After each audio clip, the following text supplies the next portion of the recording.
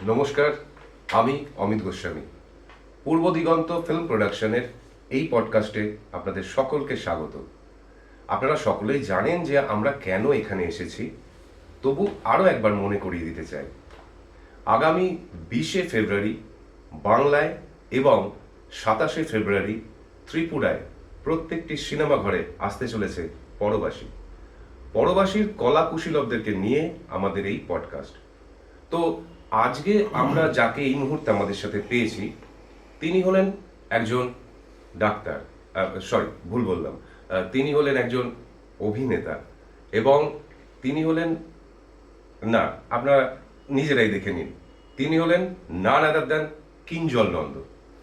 কিঞ্জল, অনেক অনেক কি বলবো, ধন্যবাদ যে তুমি আমাদেরকে এখানে তোমার মূল্যবান সময় দিলে। তো প্রথমেই বলো যে কেমন আছো? ভালো আছি, খুব ভালো আছি।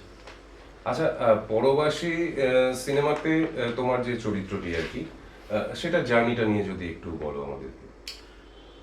পরবাসী সিনেমার স্ক্রিপ্টটা যখন পেলাম, প্রথম তো স্ক্রিপ্ট পাইনি, একটা ওয়ান লাইনার পেয়েছিলাম, একটা সারাংশ। তো সেটা পড়ে আমার খুব ভালো লেগেছিল, বিশেষ করে একটা প্রান্তিক জায়গার গল্প, প্রান্তিক মানুষদেরকে নিয়ে গল্প, এবং সেইখানে বাবা, ভাই, বোন, এবং সব থেকে যেটা বড় ব্যাপার সেটা হচ্ছে ধর্ম। আমাদের তো এখন মানে ধর্ম বলতে অনেক কিছু মাথায় চলে আসে, তাহলে সেই জায়গায় দাঁড়িয়ে ধর্ম জিনিসটাকে কিভাবে দেখা হয়েছে এবং আমাদের প্রত্যেক দিনের জীবনে যে স্ট্রাগল, সেখানে কোথায় ধর্ম জড়িয়ে থাকে, এই জিনিসটা খুব সুন্দর লেগেছিল আর কি। এবং আমার চরিত্রের সাথে এবং আমার আরো আনুষঙ্গিক যারা চরিত্রে ছিলেন, পুরো জিনিসটাই আমার খুব ভালো লেগেছিল। তো ওটাই আলাদা করে জার্নি হয়ে গেছে, মানে ওটার জন্য আমাকে আলাদা করে ভাবতে বা বলতে কিছু হয়নি। বা না মানে 1960-এর দশকের প্রেক্ষাপট ধরো, তো সেক্ষেত্রে সেই সমসাময়িক নিজেকে মেলে ধরার জন্য কি আলাদা না, সেটা আলাদা করে একজন অভিনেতা হিসেবে আমার কাছে যে কোনো চরিত্র এলে যে প্রিপারেশনটা আমার থাকে, এই ক্ষেত্রেও ঠিক তাই হয়েছিল। চরিত্রটা কি বলতে চাইছে, চরিত্রটার সময়কাল, তার বডি ল্যাঙ্গুয়েজ, কথাবার্তা, এটাই। হ্যাঁ, যেটা চ্যালেঞ্জ একটা বিষয় ছিল সেটা হচ্ছে ভাষা। আমরা মানে আমি বিশেষ করে, আমি তো এদেশীয় মানুষ, আমি যে ভাষায় এই সিনেমাটা হয়েছে সেই ভাষাটা আমার কাছে খুব একটা রপ্ত ছিল না। আচ্ছা, তো সেটা বলতে গেলে মানে এখানে একজনের কথা আমি বলবো, সেটা হচ্ছে আমাদের যিনি প্রডিউসার।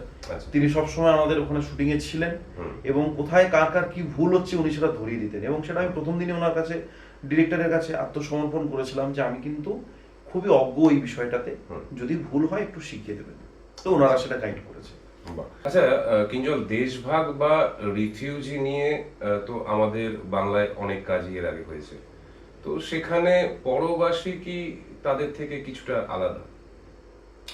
আলাদা বলতে বাংলায় আমাদের পশ্চিমবঙ্গে এরকম ছবি হয়েছে, অবভিয়াসলি হয়েছে। বিশেষ করে আমরা যদি দেখি ঋত্বিক ঘটক, ওনার ছবিতে বরাবরই একটা এই ধরনের ইস্যু উঠে এসেছে বারবার, এটা ছাপ থাকে একদম। কিন্তু আমরা দেখেছি যে এই সমস্ত ছবি, সেটা হচ্ছে এই ভারত বাংলাদেশ, ভারত বিশেষ করে ভারতের পশ্চিমবঙ্গ এবং বাংলাদেশের যে বিভাজন, কিন্তু এই ছবিটার ক্ষেত্রে যেটা বিষয় সেটা হচ্ছে মানে বাংলা, আমাদের পশ্চিমবঙ্গের মাতৃভাষা বাংলা, তেমনি ত্রিপুরারও কিন্তু মাতৃভাষা বাংলা, এবং তারাও কিন্তু বাংলা ভাষাটাকে যথেষ্ট সম্মান দেন, এবং আমার কখনো কখনো মনে হচ্ছে আমাদের বাংলার থেকে বেশি সম্মান দেওয়া হয়। আচ্ছা, ঠিক আছে, কারণ ওখানে মানে ওখানে গেলে দেখা যায় যে ওখানকার হোর্ডিং, ওখানকার সমস্ত কিছু বেশিরভাগই সব বাংলাতে, সবই বাংলাতে। আমাদের এখানেও হয়, কিন্তু ওই আর কি বাংলাতে, মানে ওই ভাষাটাকেও কিন্তু ত্রিপুরাতে খুবই গুরুত্ব দেওয়া হয়। এবং সেই জায়গা থেকে ত্রিপুরা এবং বাংলাদেশ থেকে যারা বিতাড়িত হয়ে ত্রিপুরায় চলে এসেছিলেন, এবং তাদেরকে ত্রিপুরার যারা উপজাতি বা ত্রিপুরার যারা স্থানীয় মানুষ বা ওখানকার যারা আদি বাসিন্দা, এই টার্মটা আমার মনে হয় বেটার হবে, আদি বাসিন্দা, তারা তাদের সাথে যে কনফ্লিক্ট, তাদের সাথে যে কি বলবো জীবন সংগ্রাম, প্রতিদিনের যে জীবন সংগ্রাম, সেইটা এই ছবিতে দেখানো হয়েছে। এইটা আমার মনে হয় বাংলায় আগে কখনো হয়েছে বলে আমি অন্তত জানি না। মানে এইটা একমাত্র বিশেষত্ব এই ছবিটার। এবং এখানে মানুষ যখন ছবিটা আপনারা দেখবেন তখন দেখবেন এখানে দু রকমের ভাষা আছে, বাংলা আছে এবং ককবরক যে ভাষা, সেই ভাষাতেও এখানে কিন্তু অভিনেতারা অভিনয় করেছেন এবং ওখানকার মানুষজনই করেছেন। আচ্ছা, কিন্তু ডাক্তার হিসেবে তুমি মানুষের কষ্টটাকে অনেক কাছ থেকে দেখো, তো সেখানে কি এই ছবিটা করার সময় সেই মানবিক দিকটা কোনোভাবে প্রভাব ফেলেছিল? না, এটা সম্পূর্ণ আলাদা একটা জায়গা। মানবিক দিক, ডাক্তার, আমি যখন ডাক্তার হিসেবে থাকি বা ডাক্তারি করি বা মানুষের সেবা, এটা আমি না মানি না। মানে আমার কাছে মনে হয় এটা আমার কর্তব্য, আমি এটা পড়াশুনো করেছি, এটা আমার কাজ, এটা আমাকে করতে হবে। মানে এটার জন্য আলাদা করে, মানে ধরুন একজন শিক্ষককে যদি বলা হয় যে আপনি শিক্ষকতা করার সময় আপনি ছাত্রদেরকে যখন পড়ান তখন কি আপনি মানবিক দৃষ্টি, আরে একজন শিক্ষক সে তো পড়াবি, এটাই তো তার কাজ। একজন ডাক্তার সে চিকিৎসা করবে, সে মানুষকে দেখবে, মানুষের পাশে থাকবে, সেটাই তো তার কাজ। সেটাই, মানে সেটা আলাদা করে কোনো বাড়তি মাত্রা যোগ করে না ডাক্তারদের ক্ষেত্রে। মানে তেমনি আমার কাছে অভিনয়ের জায়গাটাতে, যখন এই চরিত্রটাতে অভিনয়ের, মানে একজন অভিনেতা হিসেবে যে যে অনুশীলনগুলো আমার করা প্রয়োজন একটা চরিত্রকে পোর্ট্রে করতে, ঠিক সেই জিনিসগুলোই আমার কাজে লেগেছে এবং সেই জিনিসগুলোকেই আমি নিজের মধ্যে প্রতিস্থাপন করতে চেষ্টা করেছি। আচ্ছা, একদিকে দেবপ্রতিম দা, লোকনাথ দা আর স্বাতীদি, আর একদিকে সবুজ আঁখি, একদম প্রবীণ নবীনের সংমিশ্রণ, এবং মাঝখানে কিন্তু তুমি। কিরম ছিল? খুবই ভালো ছিল। মানে বিশেষ করে ওই, মানে প্রথম কথা হচ্ছে এই জায়গাটা তো এত সুন্দর, ওখান থেকে আমাদের আসতে ইচ্ছা করছিল না।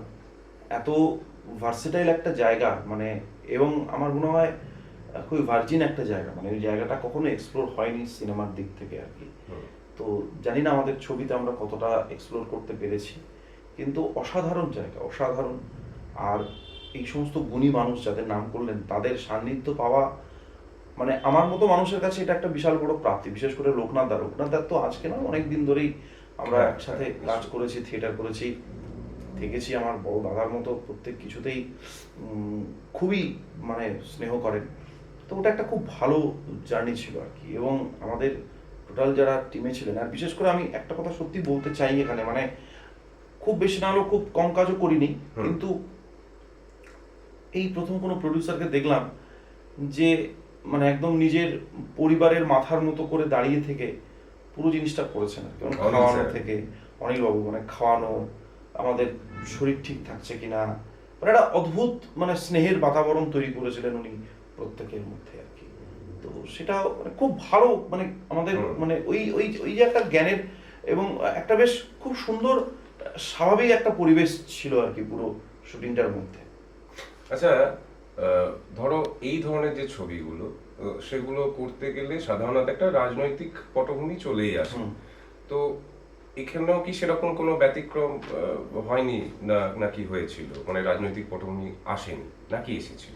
না না, রাজনীতি তো থাকবে, এটা তো একটা অবভিয়াসলি, মানে আপনি যে কোনো সিনেমাই আপনি বলুন না কেন, সিনেমা বলুন, থিয়েটার বলুন, তার একটা নিজস্ব রাজনীতি থাকে, তার নিজস্ব রাজনীতির একটা ভাষা থাকে। এখানেও সেই রাজনীতির ভাষাটা আছে, অবভিয়াসলি আছে। এবং সেটা মানুষ যখন দেখবেন সিনেমাটা, তখন সেটা রিয়েলাইজ করবেন, একদম রিয়েলাইজ করবেন। তোমার যা বয়স সেই অনুযায়ী দেশভাগকে তুমি স্বাভাবিকভাবেই কাছ থেকে দেখোনি, সেটাই স্বাভাবিক। কিন্তু কোনো রকম ভাবে পরিচিত মানুষজনের সাথে বা আত্মীয় পরিজনের সাথে যে করে হোক, মানে কোনোভাবে কি রিলেট করতে পেরেছো? না, রিলেট ব্যাপারটা না, আমার পরিবারের সাথেও আমি, মানে আমার দাদু শুনেছি, মানে দাদু বলতে আমার মায়ের বাবা শুনেছিলাম, বরিশাল থেকে এসেছিলেন। কিন্তু আমি দাদুকেও খুব একটা পাইনি ছোটবেলাতেই, মানে আমি যখন খুব ছোট ছিলাম তখনই উনি পরলোক গমন করেন, তা খুব একটা পাইনি। কিন্তু সামহাউ কেন জানি না, আমি এই ব্যাপারটাকে রিলেট বলবো না, মানে আগে কখনো আমি এই সমস্ত বর্ডার বা এই জাতীয় জায়গায় কখনো যাইনি আর কি। মানে কিন্তু এই কাজটা করতে গিয়ে আমি আর লোকনাথ দা, একদিন আমাদের শুটিং ছিল না বিকেল বেলায়, তো আমরা এমনি ফির বললাম যে চলো লোকনাথ দা একটু ঘুরে আসি, একটু আমরা যেখানে ছিলাম ঠিক তার পাশেই হচ্ছে বাংলাদেশ বর্ডার, একদম পাশেই, মানে হাঁটা দূরত্ব আর কি। তো গিয়ে এমনি জাস্ট জায়গাটায় মানে দাঁড়িয়ে আছি আর কি, দাঁড়িয়ে থেকে দুজনেই দাঁড়িয়ে আছি, মানে মানে দুজনে প্রচুর কথা বলি, প্রচুর আড্ডা মারি, প্রচুর ভুল বকি, প্রচুর আড্ডা মারতাম আর মারি আর কি আমরা দুজনে।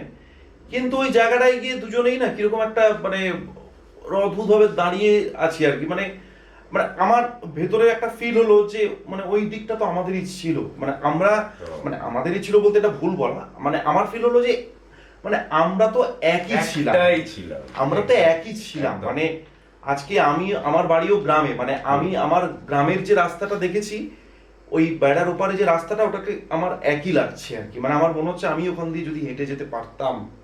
বা আরেকটা জিনিস যেটা আরো খুব মানে মানে আগে এটা আমার সত্যি ফিল হয়নি, আমি এই কাজটা করতে গিয়ে ফিল হয়েছে, কারণ এই কাজটা করতে গিয়ে এমন এমন জায়গায় আমাদের শুটিং হয়েছে।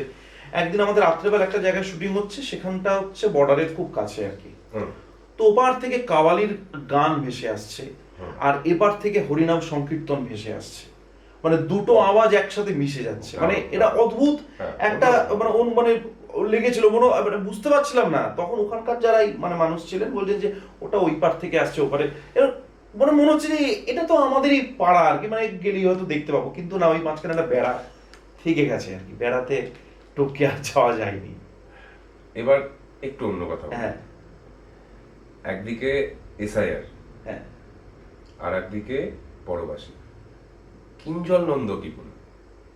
না দেখুন, এসআইআর পরবাসী এই দুটো জিনিস মানে আপনি যদি দেখেন সেটা খুব একটা যে আলাদা কিছু তা নয়। কিন্তু এসআইআর মানে হচ্ছে আমার ঠিকঠাক পরিচিতি আছে কিনা, আমি এখানকার জনগণ কিনা, সেইটা দেখার চেষ্টা করছি। আর সেই জায়গায় পরবাসীও কিন্তু একটা আইডেন্টিটি ক্রাইসিসের কথা বলছে। এই সবটাই কিন্তু একটা আইডেন্টিটি ক্রাইসিস নিয়েই এই এসআইআর বলুন বা আপনার এই ছবিটা বলুন, প্রত্যেকেই নিজের পরিচয় খুঁজছে। কোনো একটা স্মরণীয় ঘটনা যেটা শুটিং করতে গিয়ে খুব মনে রাখার মতো, যেটা প্রত্যেকটা ঘটনাই স্মরণীয়, প্রত্যেকটা ঘটনাই স্মরণীয়। মানে ওখানকার এত এত জায়গা আছে না, সব থেকে স্মরণীয় যেটা মনে হচ্ছিল, যেটা স্মরণীয় ঠিক নয়, মানে সেটা একটু দুর্ভোগের। আমাদের প্রথম দুদিন শুটিং হওয়ার পরে, দুদিন বা 3 দিন আমার ঠিক মনে নেই, অনেকদিন আগে হয়েছিল তো, 2 দিন না 3 দিন শুটিং এর পরে ওখানে প্রচন্ড ঝড় হয়, প্রচন্ড ঝড় বৃষ্টি, মানে আমাদের সকালে শুটিং বন্ধ হয়ে যায়, মানে সেই নৌকোতে করে যাওয়া যাচ্ছে না, মানে এইরকম অবস্থা। সেটা একটা খুব একটা কঠিন পরিস্থিতি গেছে আর কি। আর একটা যেটা হচ্ছে যে মানে ওইখানে আমরা জঙ্গলে যখন শুট করতাম তখন প্রায়শই লোকজন বলতো যে আপনারা তাড়াতাড়ি করুন, কারণ এখানে হিংস্র পশু পাখি প্রচুর আছে আর কি। তো এইগুলো আর কি শুনতাম আর কি, দেখিনি কখনো চোখে, কিন্তু এইগুলোই আর কি। কিন্তু অল টুগেদার মানে ত্রিপুরার যেখানে যেখানে শুটিং হয়েছে প্রত্যেকটা জায়গায় খুব এনরিচড, সমৃদ্ধ জায়গা, ইতিহাসের দিক থেকেও, দর্শনের দিক থেকেও, সমস্ত দিক থেকেই খুব সমৃদ্ধ জায়গা। সেগুলো মানে খুবই স্মরণীয় আর কি। মানে মানে আমার জীবনে অন্তত মানে এটা তো খুব স্মরণীয় হয়ে থাকবে, এটা আমি শিওর। মানে আমি হয়তো ভবিষ্যতে কোনো মানে অনেক কাজ করলেও মানে এই পরবাসীর এই জার্নিটা আমার কাছে খুব স্মরণীয় হয়ে থাকবে। বাংলা ছবির এই যে দোলাচল অবস্থা চলছে এখন, ধরো তো সেক্ষেত্রে এই ছবির মূল ইউএসপি কি হতে পারে, তোমার কি মনে হয়? আমার তো এতটা জ্ঞান নেই, আমি মানে আমার যেটুকু মনে হয় সেটা হচ্ছে যে গল্পটা একটা খুব ভালো গল্প। মানে আসলে কি বলুন তো, মানুষ মানে কি চায় মানুষ, আমি প্রচুর সিনেমা দেখি, আমি একটা হলে গিয়ে আমার মনে হয় যে আমি একটা ভালো সিনেমা দেখবো। আর ভালো সিনেমা কি, একটা গল্প, যে গল্পটা আমাকে এনগেজ করে রাখবে, যে গল্পটাকে আমি হয়তো রিলেট করতে পারবো আয়দার আমার জীবন দিয়ে বা আমার আশেপাশে দেখতে পাওয়া কোনো জীবন দিয়ে, বা এমন একটা গল্প যেটা আমরা কেউ ভাবতেই পারবো না, একটা ফ্যান্টাসি জগৎ। তো আমার মনে হয় এই গল্পটা বা এই যে ছবিটা আমরা যে বলছি পরবাসী, এটা একটা মানে অনেক মানুষ এই গল্পটার সাথে নিজেদের রিলেট করতে পারবে বলে আমার অন্তত মনে হয় আর কি। মানে যারা এই দেশভাগটা দেখেছেন বা দেশভাগের বিষয়ে কথা বলেন বা ভাবেন, বা আমাদের জেনারেশন যারা এখনো দেশভাগটা নিয়ে খুব একটা খুশি নয়, বা মনে হয় যে আমরা তো একই ছিলাম, বা কেন হলো দেশভাগ, এই প্রশ্নগুলো অনেকের মধ্যেই আছে। তাহলে সেই সেই জায়গাটায় আমার মনে হয় যে এই এই এই সিনেমাটা, এই যে গল্পটা, আমার মনে হয় অনেকের কাছে গল্প বলে মনে নাও হতে পারে, নিজের কথাও মনে হতে পারে। কিছুদিন ধরে একটা চর্চা চলছে যে 2 কোটি টাকার কম বাজেট হয়ে গেলে প্রাইম টাইম শো পাওয়া যাবে না। মানে এই ব্যাপারে তুমি কি, তোমার অভিমতটা কি আর কি, তুমি কি বলতে চাও? এটা আমি কি বলবো বলুন তো, আমি নিতান্ত সাহসী একজন মানুষ, সাহসী একজন অভিনেতা, আমার কাছে এটার কোনো উত্তর নেই। এটা বড় বড় যারা আছেন তারা নিশ্চয়ই বিবেচনা করবেন, তারা সিদ্ধান্ত নেবেন। তবে আমি একটা কথাই বলবো যে যে যাই সিদ্ধান্ত নিক, আলটিমেটলি যেন বাংলা সিনেমা ওই আগের জায়গাটা ফিরে পায়, এটাই আমার একমাত্র অনুরোধ করতে পারি। আমি খুবই মানে ছোট, খুবই ক্ষুদ্র একজন মানুষ, সেই জায়গা থেকে একটা অনুরোধ করতে পারি যে সবাই মিলে যদি চেষ্টা করে বাংলা সিনেমাকে ওই আগের জায়গায় নিয়ে যাওয়া যায়, সেইটা মানে আমি বলছি আর কি। মানে এগুলো খুব শোনা কথা, খানিকটা পড়াও বলতে পারেন, দেখিনি তো চোখে। মানে Satyajit Ray, Mrinal Sen, to some extent Ritwik Ghatak, বা আরো যারা যারা ছিলেন সেই সময়, অজয় কর বা ঋষিকেশ মুখোপাধ্যায়, এনারা একসাথে বসে আড্ডা মারতেন শুধু নয়, মানে এনারা একে অন্যের কাজকে খুব দারুণভাবে অ্যাপ্রিসিয়েট করতেন, খুব ভালোভাবে ক্রিটিসাইজ করতেন যে তুই এটা কেন করলি, তুই তো আমাকে বলতে পারতি, আমি তো তোর হয়ে এটা করে দিতে পারতাম। বা মানে এই যে একে অন্যের হয়ে দাঁড়িয়ে থাকাটা বা পাশে থাকাটা, এইটা একটা সময় হতো আর কি। একদম জলসাগরে যেমন ঘটক নিজে তো এই জায়গাগুলো যদি আমি মানে অন্য কিছু বলছি না, আমি বলছি যে আমি অন্তত চাই সেই রকম একটা সময় ফিরে আসুক, সবাই একসাথে মিলে ভালোবেসে অনেস্টির সাথে এই কাজগুলো করি আর কি। বাংলা ছবিতে মানে আমি মনে করি, মানে আমাদের এখানে ইন্ডাস্ট্রিতে এমন কিছু কিছু মানুষ আছেন যারা গল্প লেখেন, যারা পরিচালনায় আছেন, বা যারা অভিনেতা, বা যারা টেকনিশিয়ান, যারা অ্যাকচুয়ালি টেকনিশিয়ান, তাদের মতো দক্ষ খুব কম জায়গায় আছে। এবং আমাদের বাংলায় যা কন্টেন্ট, কারণ এখন এই মোবাইল আসার ফলে বিশ্ব সিনেমা, বিশ্বের সমস্ত কিছু আমাদের হাতের মুঠোয় চলে এসেছে। তার ফলে আমরা সমস্ত কিছু দেখতে পাই, সমস্ত কিছু জানতে পারি। তার ফলে এখন কন্টেন্ট হচ্ছে আসল হিরো বা আসল জিনিস। তো আমি মনে করি আমাদের বাংলা সাহিত্যে যা রসদ আছে, বা বাংলায় এখন যারা লেখালেখি করেন তাদের কাছে যা রসদ আছে, সেটা ভারতবর্ষে কেন আমি বলবো পৃথিবীতে খুব কম মানুষ বা কম ইন্ডাস্ট্রির কাছে আছে। তো সেইগুলোকে যদি একটু ঠিকঠাক করে আমরা এক্সপ্লোর করতে পারি, তাহলে আমার মনে হয় তখন আর একটু ভাবার কোনো জায়গাই থাকবে না। বাংলা ছবি আপনি মানে কি বলবো, মানে আপনি যদি ওই ইয়ার এন্ডিংয়ের সময় আপনি ছবি রিলিজ করেন, তাও দেখবেন দিনের পর দিন হাউসফুল যাবে। আশা করি এই পডকাস্টের মাধ্যমে এই বার্তাটা নিশ্চয়ই তাদের কানে গিয়ে, মানে আমার বার্তা দেওয়ার কিছু নেই, মানে আমি আবারও বলছি, আমি খুবই ক্ষুদ্র একজন মানুষ, খুবই ক্ষুদ্র একজন অভিনেতা। আমি যেটা ভাবি সেটা বললাম, স্বপ্ন দেখতে তো কারো দোষ নেই, আমি এটা স্বপ্ন দেখি। ডাক্তার কিঞ্জল নন্দ, আমরা পরবাসীর আড্ডায় আছি নিশ্চয়ই, অবশ্যই আমরা পরবাসীর আড্ডাতেই আছি, কিন্তু তবু মানে লোভ সামলাতে পারলাম না সামনে থেকে পেয়ে তোমাকে। তো ডাক্তার কিঞ্জল নন্দ, অভিনেতা কিঞ্জল নন্দ, প্রতিবাদী কিঞ্জল নন্দ, রাজনীতিবিদ কিঞ্জল নন্দকে কি আমরা কোনোদিন পেতে পারি আমাদের মাঝে? বুঝলাম না প্রশ্নটা, মানে রাজনীতিবিদ হিসেবে আমাকে পেতে চাইছি? না, রাজনীতিবিদ হিসেবে পেতে চাইছেন মানে যেটা হচ্ছে যে রাজনীতির যে বিষয়টা না, মানে আমি খুব পরিষ্কারই বলি, ছোটবেলা থেকে হয়তো আমার নিজের জ্ঞানগম্যি কমের জন্য বা পড়াশোনা কমের জন্য আমি ছোটবেলা থেকে রাজনীতিটাকে এইভাবে দেখতাম, রাজনীতি মানে ভোট, রাজনীতি মানে নেতা, রাজনীতি মানে মন্ত্রী, রাজনীতি মানে হিংসা, রাজনীতি মানে মিথ্যে কথা বলা, রাজনীতি মানে চুরি করা, রাজনীতি মানে মানে যতটা খারাপ হয় এটা আমি ভাবতাম আর কি, মানে চোখের সামনে যা দেখতাম ছোটবেলায় আর কি। তাহলে সেই রাজনীতিটাতে আমার ভালো লাগতো। আমি যত বড় হয়েছি, কলেজে উঠেছি, পরিবর্তন দেখেছি, সময় দেখেছি, আমি বারবার নিজের মনে জিজ্ঞেস করেছি নিজেকে যে আমার রাজনীতিতে কেন ইন্টারেস্ট নেই, কেন ভালো লাগে না রাজনীতি, কেন নেই? তাহলে সেই জায়গাটা আমি এখনো কোনো উত্তর পাই না কখনো। মানে আমি মানি যে প্রত্যেকটা জিনিসের মধ্যে একটা রাজনীতি লুকিয়ে থাকে, এবং রাজনীতি আমাদের মতো বয়সের মানুষদের বা আমাদের থেকে ছোট যারা যারা সদ্য এখন কলেজে উঠছে, তাদের প্রত্যেকের রাজনীতিতে থাকাটা খুব দরকার, আসাটা দরকার। কিন্তু ওই যে প্রত্যেকের মনে, মানে আমি অনেকের সাথে কথা বলি, তো মানে যেহেতু থিয়েটার করি, বিভিন্ন জায়গায় যাই, অনেকের সাথে মিশি, বিভিন্ন বয়সের ছেলে মেয়েদের সাথে মিশি। এই কিছুদিন আগে একটা জায়গায় গেছিলাম, এই নিয়ে, এই জাস্ট আপনি যে প্রশ্নটা বললেন এইটা নিয়েই কথা হচ্ছিল, একদম এটা নিয়ে। তো আমি ওটা মানে ওদেরকে জিজ্ঞেস করলাম যে তোমরা তো কলেজে পড়ো, তোমাদের মানে রাজনীতি বিষয়ে তোমরা কেন এত মানে মানে তোমরা কি চাও রাজনীতি, মানে ভবিষ্যতে রাজনীতিটাকে কি তোমরা একটা জায়গায় দেখতে চাও, নিজেকে রাজনীতির জায়গায়? তো বলো, না দাদা, রাজনীতি মানে ওই যে আমি ছোটবেলায় আমার মাথায় যে কনসেপ্টটা ঘুরতো, আমি দেখতাম ওরাও সেটাই ভাবছে। না মানে বাড়ি থেকে বলে দিয়ে মানে এরকম একটা মানে রাজনীতি, হ্যাঁ মানে এই রাজনীতিটা না, মানে এই রাজনীতি হওয়া উচিত খুব মানে সৌজন্যমূলক হওয়া উচিত।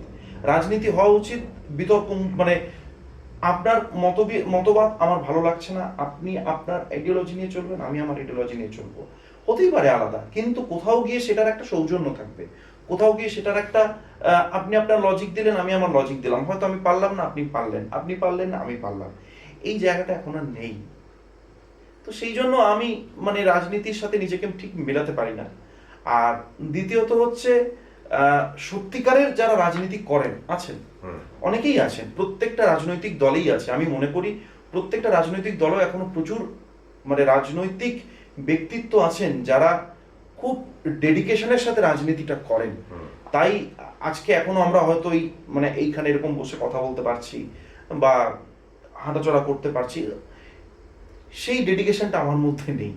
মানে আমার পক্ষে সেই ডেডিকেশনটা, মানে সেই ডেডিকেটেডলি কাজটা করতে পারবো না আমি, সেটা আমি জানি। মানে আমি জানি আমি কি চাই বা কি চাই না। শেষ প্রশ্ন, মৌপিয়া নন্দীকে কিছু বার্তা দিতে চান? কারণ সোশ্যাল মিডিয়ার একতরফা যুদ্ধ, তারপরে কোথাও একটা গিয়ে উনি আপনার প্রশংসা করেছেন, তো না আমি মানে মানে উনি যখন আমাকে কিছু বলতেন তখনও আমি কিছু বলিনি। আর ঠিক আছে, কারোর কোনো কাজ ঠিক মনে নাই হতে পারে, তিনি সেটা সমালোচনা করবেন। কখনো কারোর কাজ কারোর ভালো লাগতে পারে, তিনি সেটা বলবেন, সেটা সম্পূর্ণ তার ব্যক্তিগত ব্যাপার। এই বিষয়ে আমার কিছু বলার নেই, কারণ ওনাকে বার্তা দেওয়ার আমি কেউ নই। আমি আবারও বলছি, আমি সত্যি খুব সামান্য একজন মানুষ। মানে আমি নিজের মতো থাকি, নিজে যেটা ঠিক মনে হয় সেটা করি, নিজে যেটা মনে হয় আমার এটা করা উচিত আমি সেটা করি। বেশ, পরবাসী নিয়ে দর্শকদের উদ্দেশ্যে কি বলতে চান? আপনারা আসুন, আপনারা দেখুন ছবিটা একটা অন্যভাবে চেষ্টা করা হয়েছে। ভালো খারাপ বলে তো অ্যাকচুয়ালি কিছু হয় না, এটা একটা সাবজেক্ট, এটা একটা আপেক্ষিক ব্যাপার, ভালো খারাপ। আপনারা দেখুন, আপনাদের যদি মনে হয় যে এই ছবিটা আর 5 জনকে দেখানো যায় তাহলে আপনারা বলুন। তবে আমি অনুরোধ করবো আপনারা দেখুন, কারণ খুব চেষ্টা করে, খুব কষ্ট করে এই ছবিটাকে আমরা তৈরি করার চেষ্টা করেছি প্রত্যেকেই। ক্যামেরার পেছনে যারা আছেন, ক্যামেরার সামনে যারা আছেন, আমাদের প্রডিউসার অনিল বাবু, তো আপনারা যদি দেখেন তাহলে আমাদের এই চেষ্টাটা খানিকটা সার্থক হবে, এইটুকুই বলি।